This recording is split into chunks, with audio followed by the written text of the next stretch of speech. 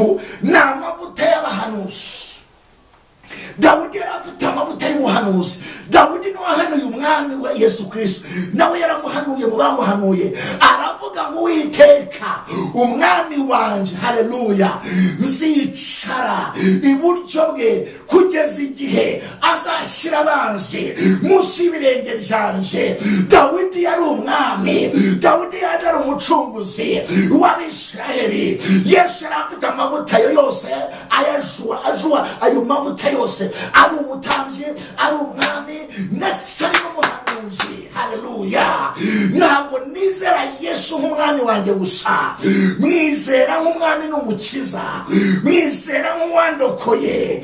Kandi iyo bigeze mu bwa gihanuzi, za mpano ndazakira, kuko umwuka umurimo nanjye niwe undimo. Iyo bigeze mu butambyi, nanjye ndi umutambyi, ndagusengera, natuje abantu ibyaha.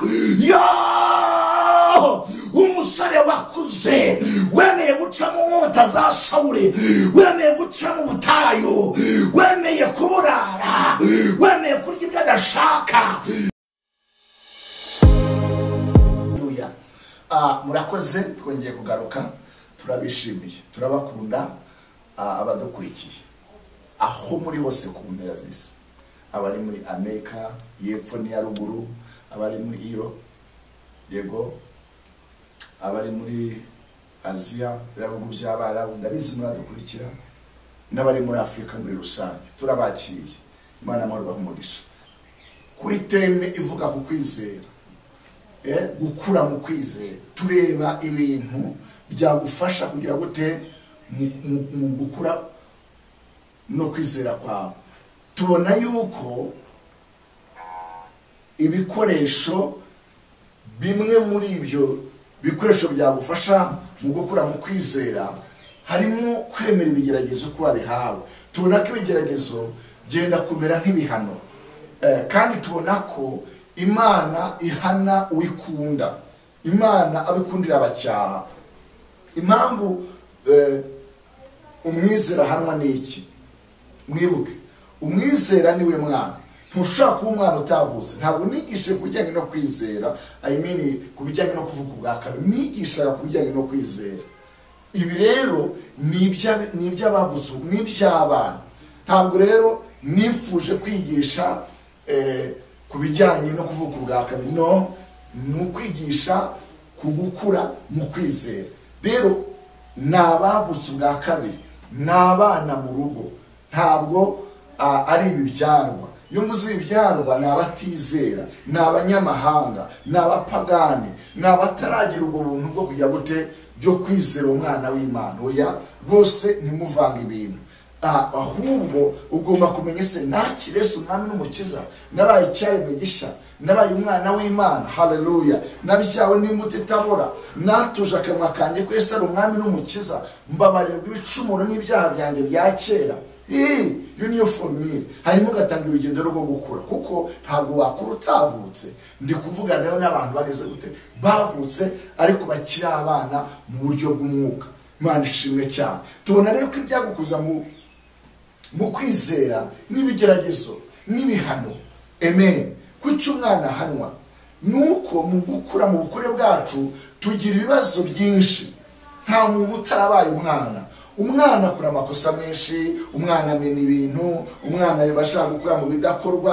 Hari igihe umwana atwara intoki agiye gukora mu bishyushye, bikaba ngombwa yuko ufata akaboko. Iyo ashatse kubigira akamenyero, hari igihe ukubitaho akarira akababara, ariko akazabimenya hanyuma yuko wari umubujije ikintu cy'ingenzi cyamutera ibyago. Ni nako rero n'Imana iyo ibona tutumva igira gute iduhana. Abo nkunda ndabacyaha. Imana ishimwe cyane. Kandi igihano gifasha bakimenyerejwe, abakizi. Kuko njye mbona mu itorero ugacyaha umuntu kandi wari umukunze, wabonaga yavamo umukozi Imana mwiza muzima, yarangiza kuko wari ikibyarwa akagufata ukuntu, akavuga ati wenda ntaho badasenga, akabagiyeyo.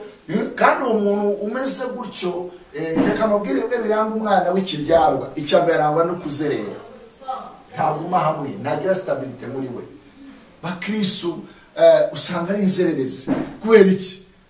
Muri bo bafite ububyaro banze kuba abana, ariko umwana nubwo iwabo mu rugo situation yabitameze neza, ndavuga mu buryo bwa economy, nta butunzi buhari, badafite ibiryo bihagije, anyurwa n'ibyo iwabo. Kuko se na mama baramubwira ati mwana wacu nyurwa nuko turi, n'ibyo uhawe turiho turakora, ejo tuzatera imbere, ntukivuze ibyo kwa runaka. Iyo ari umwana mu rugo aracyumva, kuko nta handi wavukira, nta handi hakugira iwanyu. Bagufasha, ariko nta handi hakugira iwanyu. Wakwadapta, kandi wadapta kenshi imfubyi. Ariko iyo uri umwana mu rugo nibwo wumva iyo mvugo, ariko umwana w'ikirara cyangwa se w'ikibyaro umukoraho kuko yamereye kugenda akagenda. Uko niko twujuje abantu banze kugenda. Kuki? Kamere y'umuntu ikunda byiza, ikunda kubwirwa byiza. Ugasanga iyo ubwirwa byiza uri mubi, umeze nka wa muntu ufite ikibyimba. Bisha abantu mwagize ibibazo by'umubiri, nanjye ndimo. Nta bantu benshi bamaze kurwara ibibyimba cyangwa se n'udusebe rwose benshi cyane, ushobora nawe kuba byarakubayeho. Ariko rero ufite akabyimba nunuke gushaka gusiga amavuta, woroshya, si byiza, ariko uzategeza ko gikira byange. Bisaba rero ngo bakimene. Hari nicyo bita nyina w'ikibyimba, ni akantu kaba karimo imbere. Icyo gihe ukimenye hakabamo bya bindi ntashaka kuvuga kubera impamvu zitari ngombwa, noneho ka kantu ntikavemo. N'ubundi icyo gihe kikiyegeranya kikabyimba, kikongera kikiremo bya bindi wakuyemo. Mu yandi magambo, hari igihe tuba dufite isoko y'ikiri muri twebwe ya kamere. Ntabwo ujye nemeranya n'imvugo z'abanyarwanda zivuga ngo kamere nivaho ikurwa na nyirayo yagize gute, yapfuye. Birashoboka ko hano mu mubiri tukiri muri iyi si kamere yapfa. Kambabwire, kamere igipfa, ariko iyo udakomeje kuyibamba irongera igahembuka, ikongera ikagira ubuzima bwayo, kandi ibihembo by'ibyaha ni urupfu. Kamere ntidutwara mu bibi. Imana itugire neza. Icyo Imana idushakaho ni ukukira ngo idukuremo abantu bazima izakoresha. Igihano rero kinezeza umwana wo mu rugo wakimenyerejwe. Umwana akura aca mu bintu byinshi bitari byiza. Kamabwire, baravuga ngo igiti kigororwa kikiri gito, kandi umwana apfira mu iterura. Mu yandi magambo, aba bana biriza basa umuriro bakawuhabwa, abana bakunda kwangirika. Niyo mpamvu Sawuli yigeze atuka umuhungu wa Yonatani. Sawuli yaramubwiye ngo, yaramaze gucudika Dawidi na Yonatani cyane, umuhungu wa Sawuli. Aramubwira ngo wa mwana w'umugore we. Sicyo yaravuze. Bivuga ngo mu nyumve neza, hari abapfakazi barera, ariko urera uri umupfakazi kuko nta mugabo ufite. Ufite role ebyiri, Imana izagushoboza. Ariko mu mateka, kandi ko biri si mu Rwanda no muri Israel, iyo bavuze ngo n'umwana w'umugore, bivuze ngo n'umwana utarahawe uburere. Kubera ko biragora uko umugore yahana siko umugabo yahana. Abagabo akenshi bagira igitsuri ku bana kuruta abamama babo. Abamva urwo mvuga barabyumva. Abamama bagira emotion, bagira amarangamutima. Wenda ngira ngo yibuka ibise, yibuka uburyo yamuvurnye, akumva ntabwo yamubabaza. Ariko papa kubera ya autorite, hari igihe afata akanyafu gakomeye agashyira ku mwana. Umwana akarira, akabona nkaho umuki yamugiriye nabi, ariko igihe nikigera azavuga ngo nakuriye mu muryango. Ndetse na rubanda rwanza azavuga ati uriya mwana yararezwe. Ubu kugeza uno munsi ibibazo biri ku isi, abo twumva ngo ni imitwe y'iterabwoba na Al-Qaeda.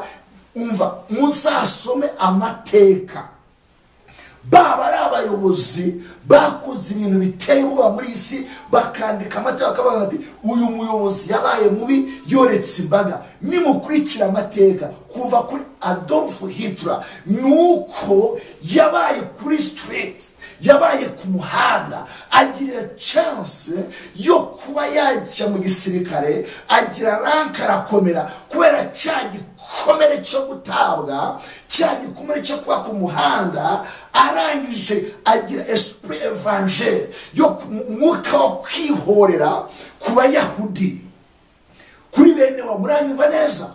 Rero ibyo birahari mu itorero ndetse no mu nzego bwite zo hanze. Kuki nta muntu utararezwe akurana igikomere kibi cyo kudashyirwa ku murongo. Umva ngo utangarize impamvu twemera gucyaha guhanwa nuko turaba, ntabwo turi ibi bicyago. Niko ijambo ryavuze. Imana isi gukosora. Jya bwira abantu Imana yakwimamasa amafaranga ngo uyarye, Imana yakwimasa zahabu ngo izambare. No, ahubwo irashaka kugushyira ku murongo. Ntuzumve ko ari ikirusha abandi. No munsi dufite abantu bafite umwuka nka Nebukadinezari. Nebukadinezari igitondo kimwe yubatse Babylon. Mu mateka ya Babylon ziriya ngike zayo, ziriya nkuta, kuko Babylon yari ifite korutire. Amateka avuga ko iriya korutire yashobora guca imodoka esheshatu, iriho umuhanda waca imodoka esheshatu. Amateka avuga ko abamedi n'abaperesi bateye Babylon baciye mu kiraro cyarinjiraga kikinjira hagati muri Babylon kwa Nebukadinezari, kuko yarabibonye ibintu yakoze. Ntiyamenya ko ari imbaraga imushoboje. Biravuga ngo nimugwize ubutunzi muke mwibuka umuremyi wanyu, ko ari ubaha imbaraga zibarongesha ubutunzi. Ariko hari abigera akikubita ku gatuza. Ntawe Nebukadinezari avuga ngo ibi ni icyo wabigezeho n'agatuza kanjye. Imana yangije amukubita imutwara mu ishyamba, ajya kureshanya n'inyamaswa, kumara imyaka 7 umubiri utondaho iki, itondaho urume, uzana ubwoya, inzara zirashokomura. Uwo ni umwuka w'ubwibone, ni umwuka wuzuye isi. Uno munsi njyambara hari abanyamakuru beza barakora akazi kabo, bajya bavuga urutonde rw'abayobozi n'abakora business bafite, bakavuga imitungo yabo cyangwa aho bayikura. None bakagira no ku bakozi b'Imana, bishop, ba apostle, bagashyira amatitire. Hari abari mu miliyoni y'amadolari, 100, 150. Ugasanga ibyo bintu bisa nk'abashimishe. Ntabwo Imana yadutumye gufata iyo mitungo ngo tuyishyire kuri akaunti aho abajura bagera. Yaduhaye iyo mitungo ngo yubake ubwami bw'Imana, aho inyenzi zitagera, aho umujura atagera, aho kagungu zitagera. Ariko ibyo bikora umuntu wemeye guhindurwa, umuntu warezwe. Reka mbabwire, Samweli gakondo yari afite yari yo mu butambyi. Ntabwo bavuga imitungo runaka yari afite. Kubera iki? Yari yararumukiye mu murimo w'Imana, yararumukiye mu buhanuzi. Ntacyo bigeze bamushinja. Ariko reka mbabwire, ushobora guhagaruka avuga ngo ntacyo munshinja. Uno munsi turajugunyira imyamba abandi, ntidushaka ko batuvugaho. Kuki hari imirongo twarenze kuko tutemeye gutegurwa. Umwuka w'icyubahiro unihururananiza itorero. Imana ishaka ko duca bugufi kugeza igihe uhamya aho utagira ubwoba bw'iby'isi. Uzi impamvu dutinya guhana? Nuko dutinya gupfa. Uzi impamvu dutinya gupfa? Nuko dufite ibyo twikuruye tumeze nk'amasiha. Nimfa ibintu nakoreye ndabisigira nde? Kuki wabigize ibyawe? Ariko nibuze ko yabikije umuremyi, uravuga uti jewe nimushaka mu ndangirize ndasanga wagize gute uwo niriki uwo mbitsaho. Reka mbabwire ijambo sozo, aho ubutunzi bw'umuntu buri ni naho umutima w'umuntu uzaba. Mitima yacu tuyihoza ku by'isi, ntituyihoza ku Mana. Mana tugiye neza. Paul yavuze neza, niba dufite ibyo kurya n'imyambaro biduhagije tunyurwe nabyo. Bivuze ko abatunzi boga mu mosha. Imana hari utuntu twinshi iduha kandi tw'ingenzi. Ndashimana ko yamaye amahoro, ndaryama nkasinzira, ntisigura, nicura, mfite apeti, ndambara nkaberwa. Mana yampaye amahoro impande n'impande, nta banzi njye mwazi njya ni Satani. Ariko uno munsi abantu murwaye za pressure, murwaye za depression, murwaye za impetation, umva mufite intambara nyinshi mwikuriye kubera kutamenya Imana. Mufite ubwo kuki Imana yagerageje ubwoko bw'Imana mu butayu, yashaka kugerageza imitima yabo irebe yuko bazerezista ikanani. Imana yashaka kudumugisha, ariko twemere dutegure, twemere dukore mu murimo. Imana ishimwe cyane. Nari kuvuga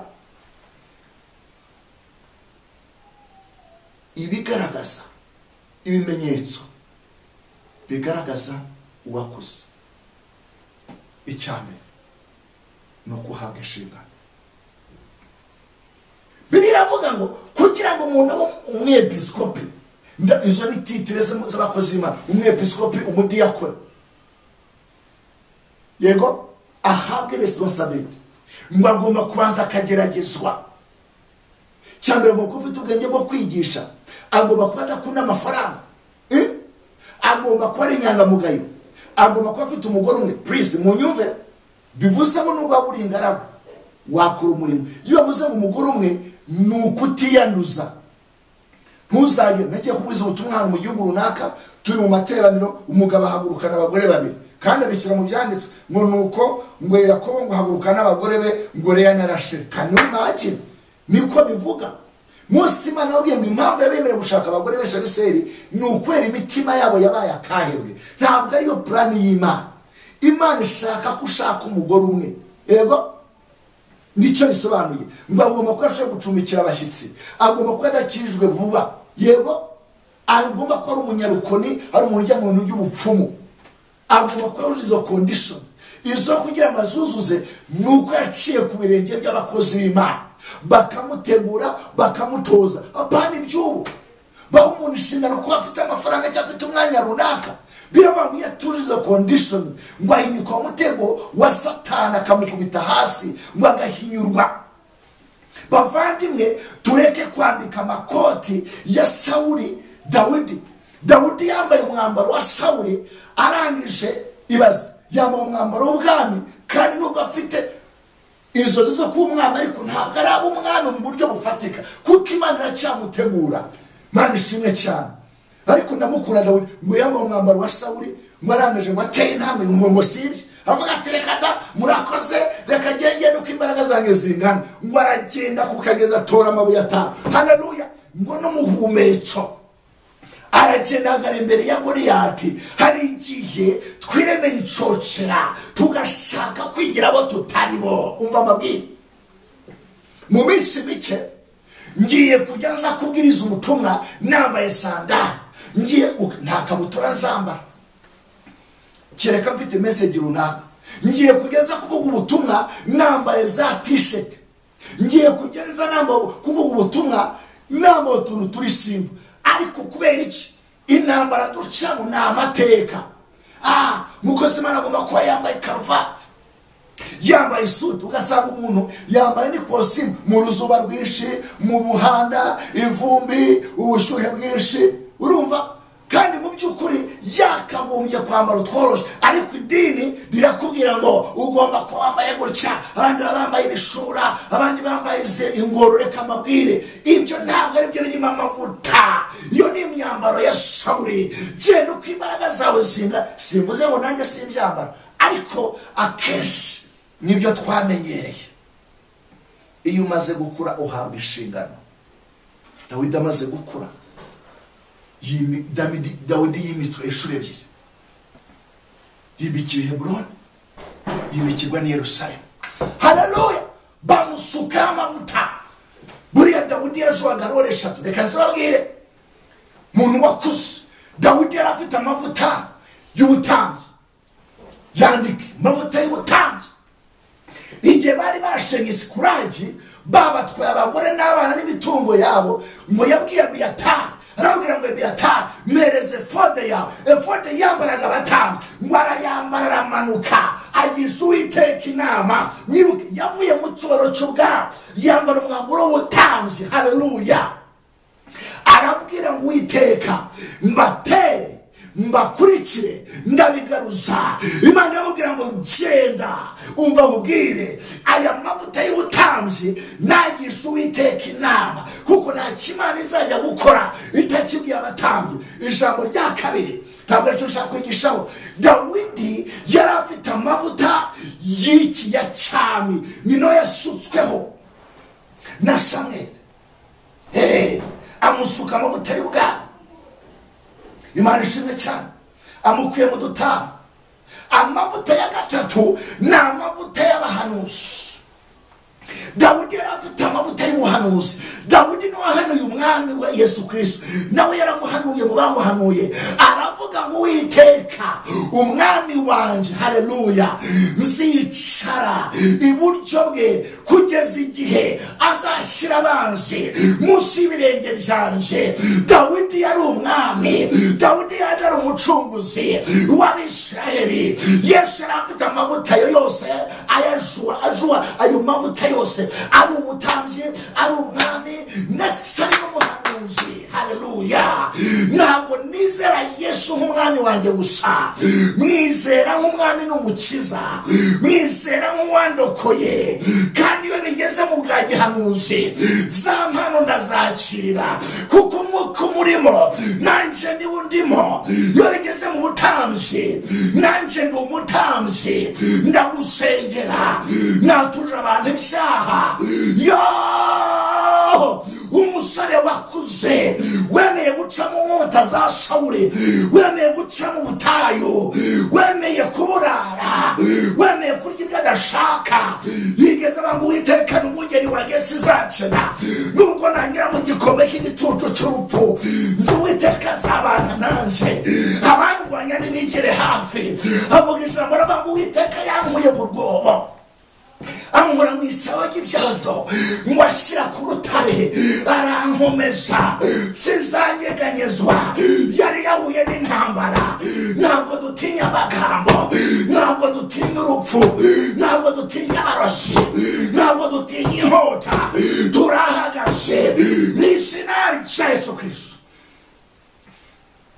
Mu biranga tutayazerema rozere kotake aziriri mangara kota pele kota yaza manga yazora kutakia zerema topo zaya ku ti zarama.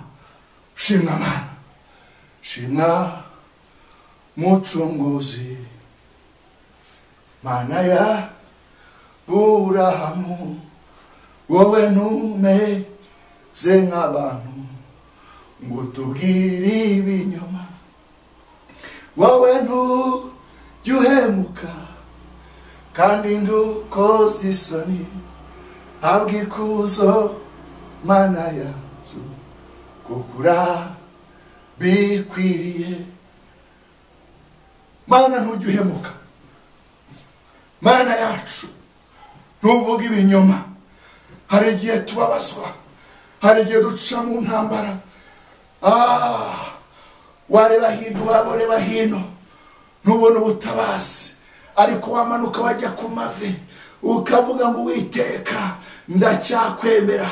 Ijwi rikambwira ngo mwana wanjye ntutinye, zabana nawe. Ahatari inzira zahashyira inzira, ari imisozi zaharinganiza. Imana yarangiza ikamura ibitangaza. Hari igihe Satani ambwira ngo ubusinga ibi nabyo uzabicamo, ariko reka mubwire, narangiza nkabona biciyemo, ndetse nubona bikomeye. Mwibutse ibyakoze byari bikomeye cyane. Reka mubwire, ntacyo Dawudi yatsindishije Goliyati, yaramutsindishije ubuhamya bw'amateka. Yaramubwiye ngo Uwiteka Imana ya Isiraheli uno munsi irakungabiza mu bagira ibisiga. Arongera aramubwira ngo Imana yankuye mu kanwa k'idubu, nawe irakungabiza. Ndagutera mu izina ry'Uwiteka. Goliyati agwa yubamye, aramya uwasizwe. Kubera iki? Yemeye kurerwa. Abandi bari kuri mayoneze, abandi bari kuri hayitebo, wari mu ishyamba, ibijumba byokeze, abarenzaho amazi yo umva akamubwira, ntabwo nzareka gukorera Imana. Naravaga mu cyumba cy'amasengesho narayemo, nta mazi mbona ya rubine, nkakora mu rume, uzi gukaraba urume, ukoze intoki mu rume gutya, warangiza ukisiga mu maso ukivanamo ubutuma, kuko ijoro ryose nubwo utabona ngo wasinziriye ubutuma ntiwabubura, nkakomeza nkagenda. Kuko nibuka umwami wanjye yambaraga ikanzu imwe na rugabire, akagenda ku nyanja ya Tiberiya, hariya za Galileya, hariya za Nazareti, ari mu ikanzu imwe. Ariko ikanzu yatumye abadayimoni bashikora, bayikorera ubufindo, barayigabagabana. Umva nkubwire, haleluya, Imana iguha nubwo waba uri mu butayu ni icy'agaciro. Mujye mwiga gushima, nubona ibiryo by'umunsi ushime. Ikibazo umwana warezwe, ikintu kimuranga icyo umuhaye cyose arashima. Wamuha biswi arashima, wamuha chocolate arashima. Impamvu Imana itabakoresha nuko bamwe mutarezwe. Umva, nimuzi gushima, muhorana liste y'ibyifuzo, mana ntibi, ugasoza bitanashubijwe. Kora igiterane cyo gushima, bwira Imana uti Mana ndagushimiye ko wandinze, ndagushimiye ko ndiho, nibutse ko abo twakuranye bapfuye, nibutse yuko abo twiganye nta kazi bafite. Ndagushima ko wampaye abana, ndagushima ko ndi umusore ugezweho, ndagushima ko ndi umukobwa mwiza, ndagushimira ko wampaye ababyeyi, ndagushimira ko wangariye muri gakondo yanje. Ndavuga bari impunzi, utangira ushime, umubabaro w'ibyifuzo uzarangira. Imana ivuga ati va, uyu mwana wanje ararekonesa ko ari byo nakoze mu buzima bwiwe, wongera ushime. Hari agatekerezo nk'ikizwa kavugaga ngo shime yamaze amapera ya padiri. Gushima gusa ntabwo umwana w'ingayi umubyeyi amwishimira. Je mfite impamvu zo gushima, mfite impamvu zo kuramya Imana. Reka mbabwire, Imana ifite abana bayishima, nanjye ndumva ndimo. Impamvu abantu mudafite indirimbo zo kuramya nuko nta mashimwe mufite.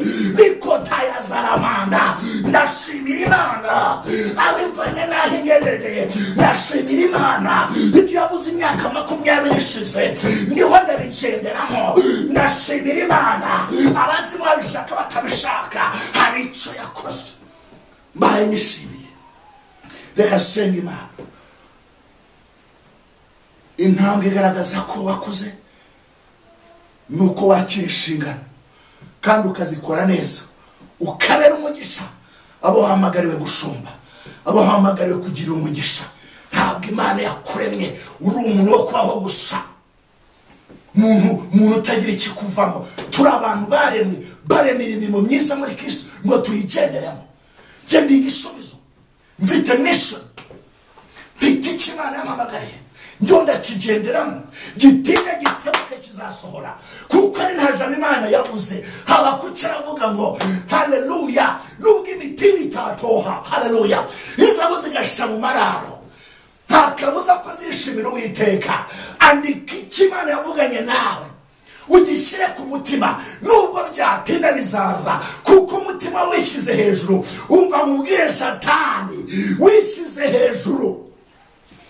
Hari abantu bari mu mwuka wa Satani, yumva kwibyiza bidakwiriye abana b'Imana, barikiye kubikorera abantu. Shaka gusengana nawe, umaze igihe ugaburirwa ariko ntabwo urafata inshingano. Ikimenyetso kigaragaza ko ukiri umwana. Niba ubitinya, nanjye narabitinyaga. Keneye gukora umurimo w'Imana. Yesu avuga neza, abamwe mwe gukora umurimo wa Data akiri ku manywa ugiye kwira. Imana ashaka kuyikorera, kandi mbere kuyikorera emera gutozwa. Mana mu izina rya Kristo ndasenze kugira ngo imbaraga zawe Mwana zibafasha gukura, zibaza bakakanya. Ndabasenge ngo ubahe umubyeyi, ubahe mentor, ubahe spiritual father, ubahe pere spirituel, ubahe umubyeyi bayobora mu rugendo ruwinjiza mu murimo wawe. Ni mu izina rya Kristo senge kubikoze. Amen.